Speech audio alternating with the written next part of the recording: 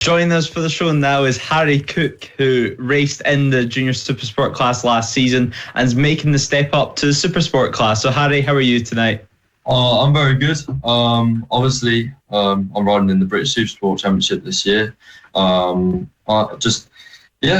how things go this year, really. But I'm just looking forward to it this year. Obviously, it's a new year this year. Because obviously last year was all the Junior Supersport for the past 2 years. But obviously jumping onto the bigger bike, just need to do a lot more testing for the start of this year and see how it goes and see where I am for the start of the season. Thank you very much anyway for taking an hour or so out of your evening to come on the show and sorting your Wi-Fi out. And I know you've been meticulous in your preparation, something that not everybody does do, by the way.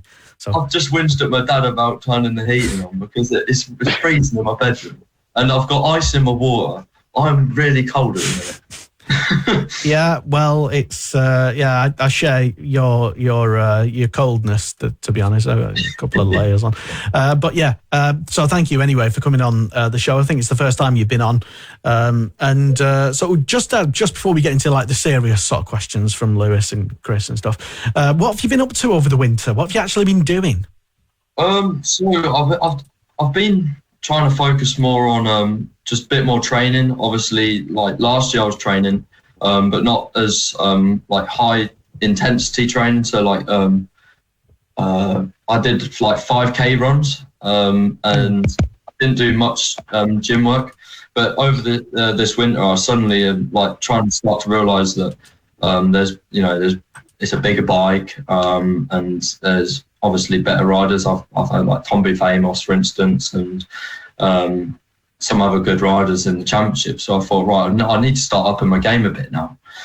So I thought I'll start doing like 10K runs on a Monday, Wednesday, and a Friday, and then in between, so on a Tuesday, Thursday, and on a Saturday, I'll do some gym work, and then on a Sunday is a rest day.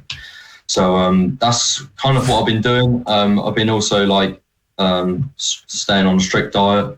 Me too. The average chicken and broccoli and all that kind of stuff.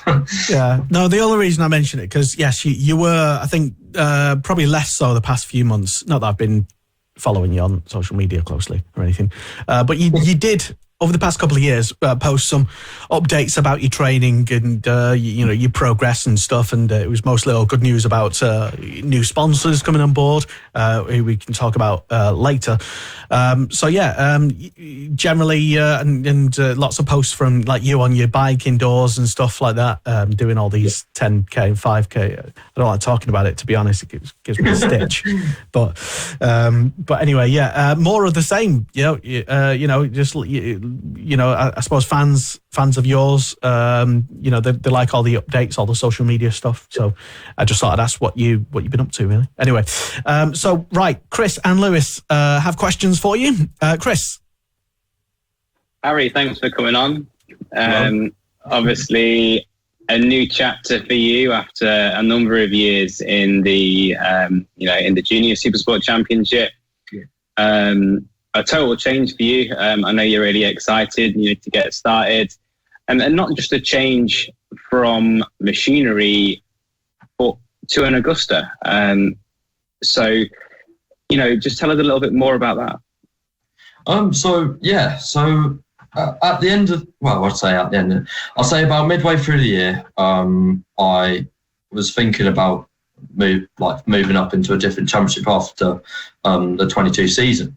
And there was multiple offers, and we were looking around, and we thought, MV is a good bike. It's obviously we talk about sponsors and stuff, and obviously they came into a big part of the financial window of the what costs we need to buy for the bike or whatever.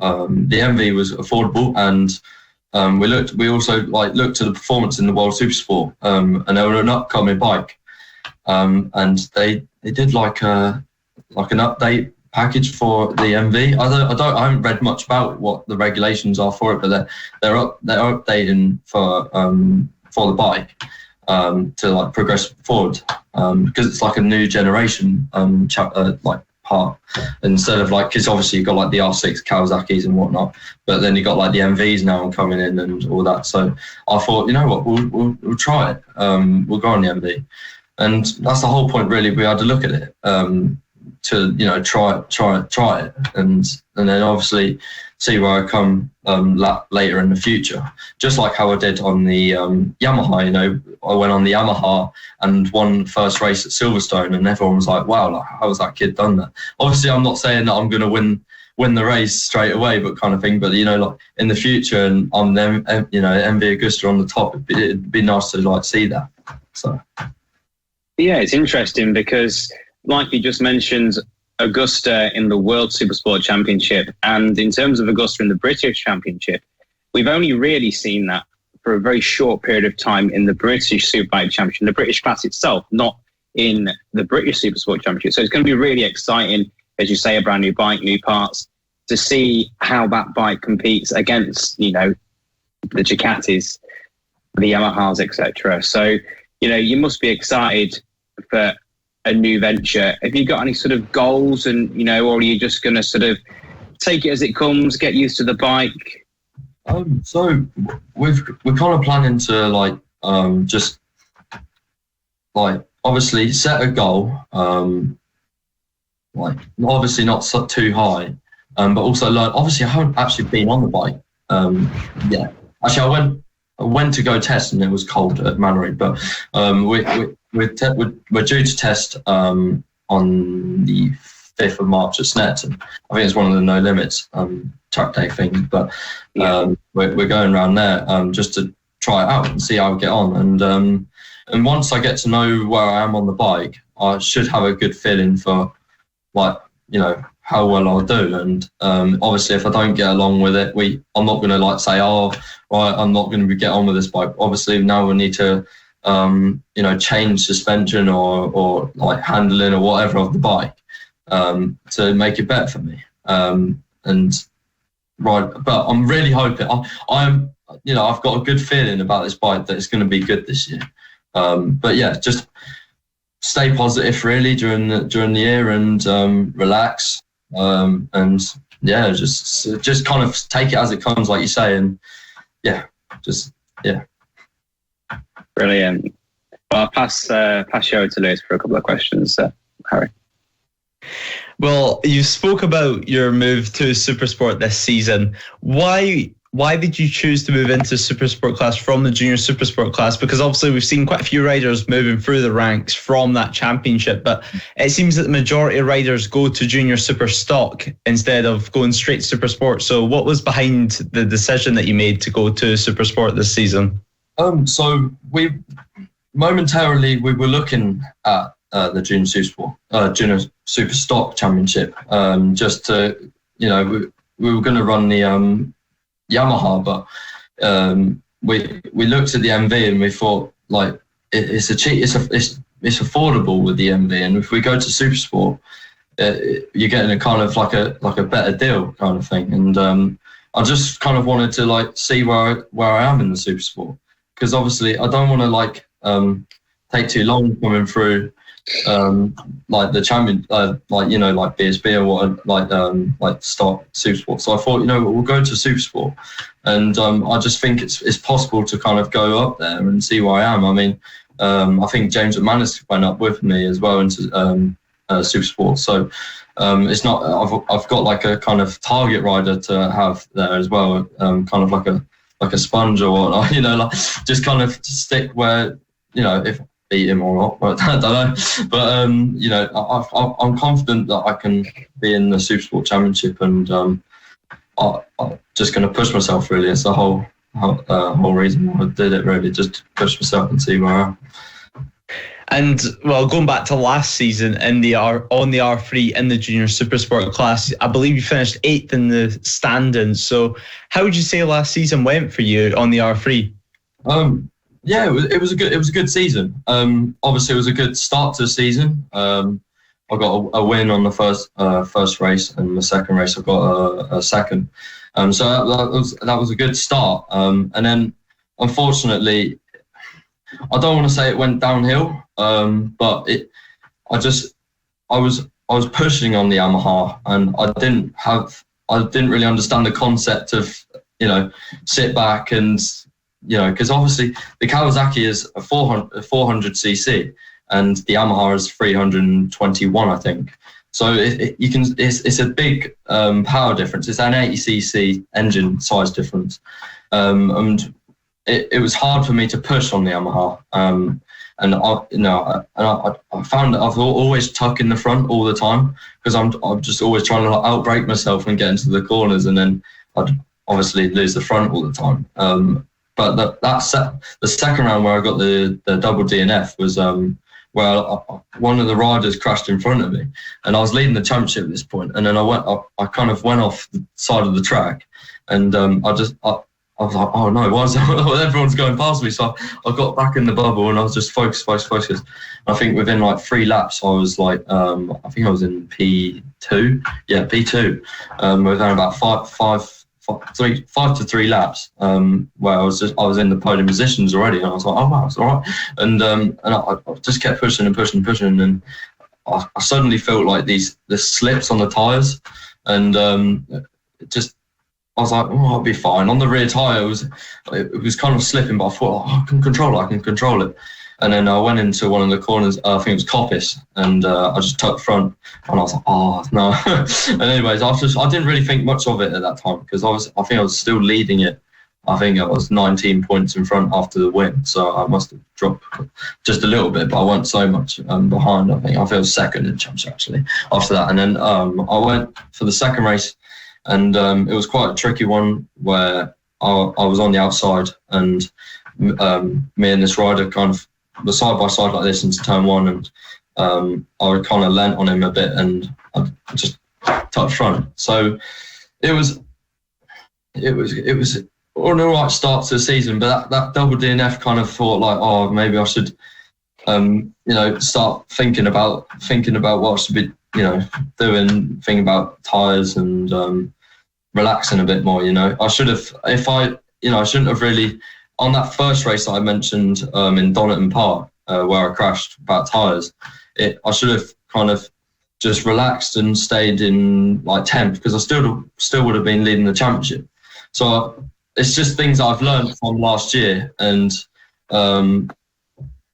but it's just these little things where I'm pushing as well during the season. I'm getting, even when like the red mist comes down, and I'm like pushing, and then like trying to keep up with the Kawasaki's, the front runners, and I'm just trying to look for like third position or whatnot, and it just pushing too hard and crashing. But I've learned from my mistakes, and I've had obviously I think it was a 5th and a 3rd at Snetterton, and yeah, that was a good round for me, Snetterton, because it's obviously my home round, and a 5th and a 3rd was really good for me. And I think it was Brands, I was up for a 3rd, but once again I just go into the corner and I've outbraked myself, and I've gone over the curb and crashed. So it was one of those where it was just like, but I just kind of brushed it on my shoulders. I've really thought during the winter season, just be more humble this year and more calm, and try and not always like go for like a massive goal constantly straight away. Kind of set like these micro goals and chip away at it, and it's just all part of learning and maturing. Because I'm 16 years old. I was 15 at the start of just turned 15 at the start of last year, and I'm still trying to mature, and just learning really, and but it was a good year. Like it was a learning year. I like to say, and I learned quite a lot. So yeah. And well, you spoke about there a very, very hectic season, quite a few crashes. You learnt a lot in it, a lot of close racing. So taking us almost into the mindset and the eyes of a rider in the junior super sport class, which looking from the outside looks like one of the most hectic classes I think I've ever seen in racing. So what is it like actually in that class racing against 30 other guys and girls, which are all going for the same goal on practically equal bikes? Yeah. So it's obviously quite close racing in that championship. I found that quite a lot in 2021 because I originally I came in British Talent Cup in 2020, and it wasn't so like close, like we were kind of safe. I'm not saying junior super sport isn't safe kind of thing, but I went into 2021 and like people were like this near me. I'm like, oh my god, I'm like a centimetre between me and you. And I think I found that because we're slower power bikes, and we're constantly trying to look for slipstream all the time. So the whole aim of the game really in that class is to find slipstream and get the fastest lap in qualifying or whatnot, and even in the races, just trying to slingshot people constantly, even through corners. And it's quite close racing, but I wouldn't say it's unsafe, because it's a good class for people to from coming from like club and then coming up. It's a good class for that because then you're in British Superbike Championship. But it's close racing, and I kind of found that out when I came into it. So yeah. And you mentioned there you coming into the British Talent Cup before you moved into the junior super sport class. Was there any learning curves that you had to do changing from almost Grand Prix machinery to a road converted race bike? It was when I was doing the British Talent Cup. I joined a race team, like JDF Racing, and I thought, like, you know what, it's going to be a good year, learning year, whatnot. It was the first year, and we went out. We didn't really know what we were doing. We had, I think it was like a 36 brake horsepower or something like that, and it's quite low for a British Talent Cup bike. And we didn't know how to like get it faster and stuff like that, and we were struggling, and our team didn't really know what was doing with the bike as well. But John Davies, who was my manager, he was really good. He taught me through the track and whatnot, but we just didn't know the knowledge of the Honda NSF 250. So we didn't know what we were doing, kind of thing. But I just took it as learning, going around. I think we were probably sitting around in the top 20s. I think I had like a couple top 15s. But it was kind of a learning year, and I couldn't really get myself higher because I did get to the point, I think, towards the end of the year where I started trying to push for top 10s.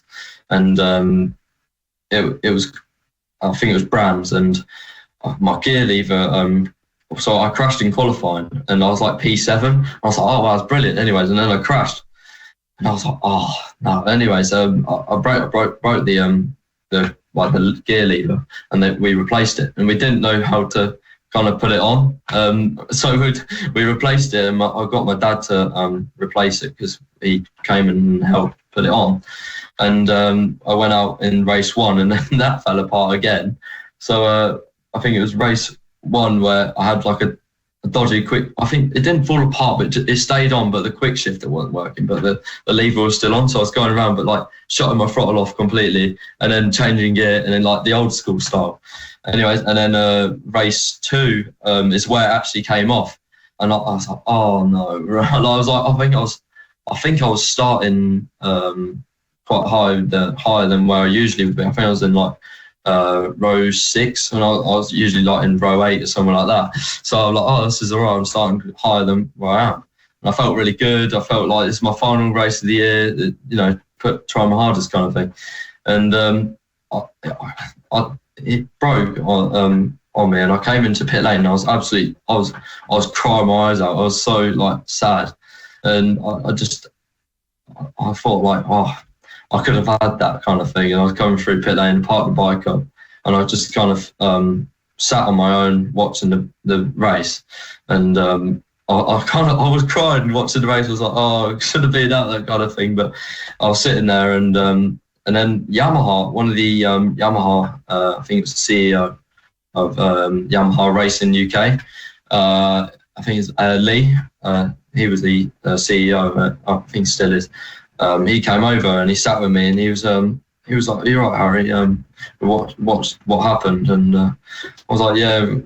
I explained that the quick shift had come off, and he was like, "Do you want to like?" He said, "Do you want to ride for the Yamaha? Do you want to ride the Yamaha R3 engine in Supersport?" I was like, "Yeah, I'll give it a go." Anyway, I did it, and he just came up to me, and I was so like happy to kind of have a fresh start. And that was 21, and that was also a learning year, just learning the bike. Because obviously, like say, moving from the NSF to the R3, it was kind of a hard change. I did my first test at Mallory Park. Mallory Park's like my local kind of test track, but it was not local, but I kind of know it off the back of my hand as well, because I've gone around so many times. It's just a brilliant track. So it's a mixed match with loads of corners. But anyways, I went on the R3 round now, and I was like, oh, it's quite heavy. It's got as much power as the NSF, but I kind of adapted to it quite quickly. I think just due to the fact that it weren't as fast as the NSF, and I kind of just felt a bit settled into it.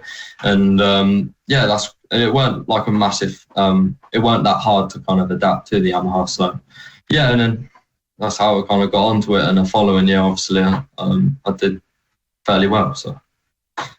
And one final question from me before I hand back over to Kristian. You spoke about Yamaha, you spoke about the opportunities Yamaha gave you and getting the experiences with them and just adapting to the bike. At the end of last year, I believe you got invited out by Yamaha to the Yamaha Blue Crew finale at Portimao. First of all, tell us how that came about, how you got that opportunity, and tell us just how it went. So yeah, I got offered, and the CEO, I think, yeah, it was the CEO of the Yamaha again. He talked to me. He was just like saying, "Look, Harry, there's no pressure on you. Just go out and have fun, and obviously try your best." So that was kind of the attitude towards the race weekend, and I kind of just relaxed and whatnot. And I went out in free practice, and I thought, these kids are going to be quick. The Spanish kids and Italian kids, they're all going to be quick. So I thought, you know what, just go out there and try my best, free practice, learn the track, obviously. And I kind of adapted to the track within about 2 laps, because I always, like, on the computer game, or like going around Portimao all the time on my Ride 4 or whatever, going around, or on the MotoGP game. So I kind of had a bit of track knowledge, but not so much. But I just took 2 or 3 laps, and I was like, oh, I kind of got like a good knowledge around this track. So I came around, and there's these 2 riders which I was in free practice, and they were like racing each other, and I kind of joined the battle with them, and they've come like this side by side with me, and I was like, yeah, they're coming a bit close. It was a bit like this is, like, and then they just went into me, and they just went bang straight to the side, both sides of me. I was like, what? And they were like almost battling in free practice. So I thought, I'll try and tuck in behind them, and so I was just following them around, and then I kind of learned the track and got some good lap times in free practice. So I felt quite solid in there. And when I came back, they kind of sat me down, and they went through like all track data and all that with me, and they said like, look, this is where you're going faster, and this is where you're going slower. And I think my final sector was faster than the top guy. So I was like, oh, fair enough. Like they're like saying, here you're like 2 miles per hour slower. Here you're like 3 miles per hour slower. And then I think it was set to 3. You're like, okay, you're 2 miles per hour quicker than the top, so you're fine. We don't need to work on you on that. But yeah, it was a good weekend. Qualifying, I went into qualifying, and I was sitting in hospitality before qualifying, and my mum gave me my mama. I kind of thought, you know what, I'll take like an espresso. I took like an espresso shot before I went out, just like a bit of energy, because I was feeling knackered after all the heat out there. I thought, you know what, I'll take an espresso shot, and I'm feeling really wide awake, and I went out and I felt really buzzing. I went out and I think I was going for pole at one point, because my mum was doing the pit board and that, and we had one of the teams from Kawasaki. I think it was one of the Kawasaki teams for World Supersport 600. One of the mechanics came in and came to my mum and said, "Harry, your son's like doing quite well. He's going 2 purple sectors." And he said, like, I think it was, yeah. So he came round and I was going for like pole. He was like, "Harry, he's going for pole." So I was like, my mum was like, sorry, I'm trying to get this out.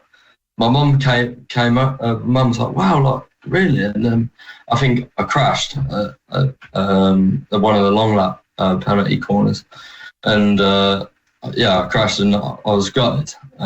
So it was a shame. And then I think I did get some laps in qualifying. And I started in like 19th, I think, on the grid. So it wasn't like that great, but I kind of set a goal and I just pushed forward through the grid. And I think I got up to about P13 on one, like first 2 laps. So I was like, yeah, it's good. And then I went wide around one of the corners and I made a mistake, and quite a few riders went up the inside of me, and I was behind one of the French riders, and I was stuck in the 18th position, and I was like trying to get past her, and then I think there was a Spanish lad, and I overtook the Spanish lad and the French. I think it was a girl actually, and I ended up in 16th. So I think it was a point away from European Championship points. Is how I kind of take it, like look at it, and yeah, it was good, and that happened for both races actually. I got 17th and 16th in both races.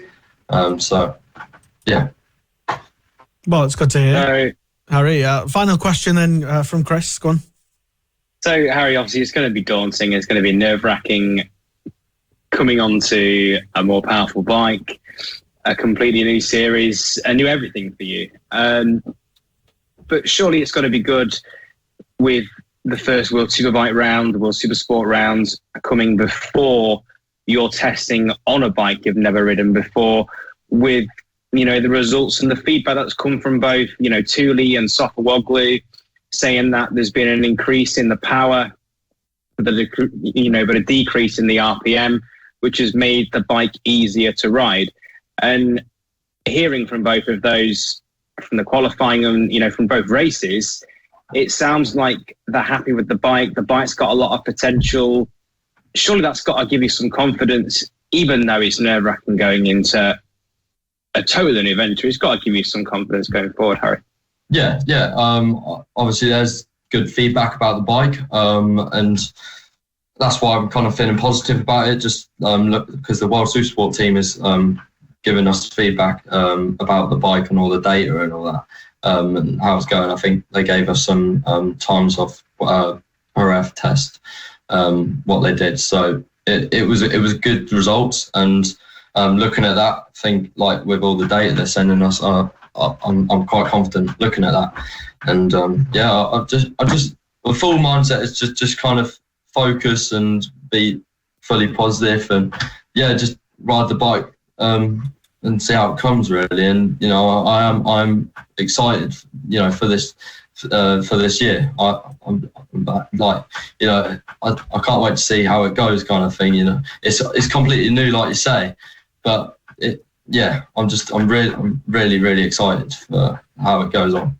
Well, it'll be brilliant. Well, thanks, Harry. Yeah, fantastic to have you on the show, and it'll be great to see, in fact, how well you do up against all those crazy other riders out on track. And one thing, as I mentioned earlier, I think at the start, is that we often like to keep in touch with riders, even though we don't do regular interviews necessarily because you're busy doing life and stuff and whatnot. So that's why you do all the social media updates. And you're one of the riders who always seems to be very well supported, not only with fans as well, but with sponsors and backers as well. And you've again this year in 2023, Harry, got a good team of sponsors and backers behind you, supporting you. Yeah, our main sponsor, Force One, are supporting us massively this year, giving us a fair bit of money to help support our racing. There's a few other sponsors, like you say, who have come along. WGA Racing, WGA Construction, and AA Lambs. One of the people in AA Lambs have come to sponsor me. I'm really, really appreciative of what they've come and helped do, because honestly, this year would have been really, really hard to do without the money. It really, really would have been kind of almost the end of, this year. It could have been really bad, but sponsors have come over and really helped out keep my racing going, and it kind of gives me motivation to push on a bit more this year. And there's so many sponsors who have came along. I'm sorry if I can't name most of the sponsors. If you're there's watching. Literally too many to all remember. But how can people keep in touch with you though? Your website, I presume you've got a website, and your social media. Then what's the places to go? Yeah, so my website's on my Instagram, Harry Cook _99. My Facebook's Harry Cook _racing Harry _Cook _racing. And my Twitter, I think it's the same as Harry Cook Racing. It's my Facebook. And I think I've got a LinkedIn profile as well. But my dad does all that bit on LinkedIn. Fair enough. Well, it will be really great to see just how well you progress this year, both commercially with your commercial partners, as I mentioned, and on track as well. And we will, maybe try and get you back on towards the end of the season or mid-season, and just see how things are going for a bit of an update, if that's okay, Harry. Yeah, definitely.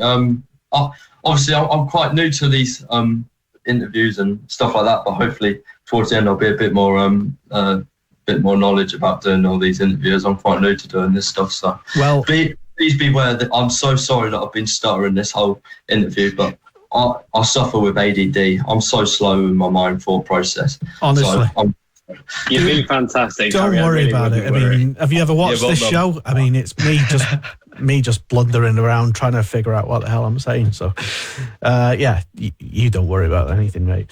Honestly, thank you so much for coming on, Harry Cook, here on the Superbike Show for the first of many times, I'm sure. So, thank you once again for coming on, and we'll see you out at a racetrack very soon. Yeah, definitely. Thanks, Harry. Thanks.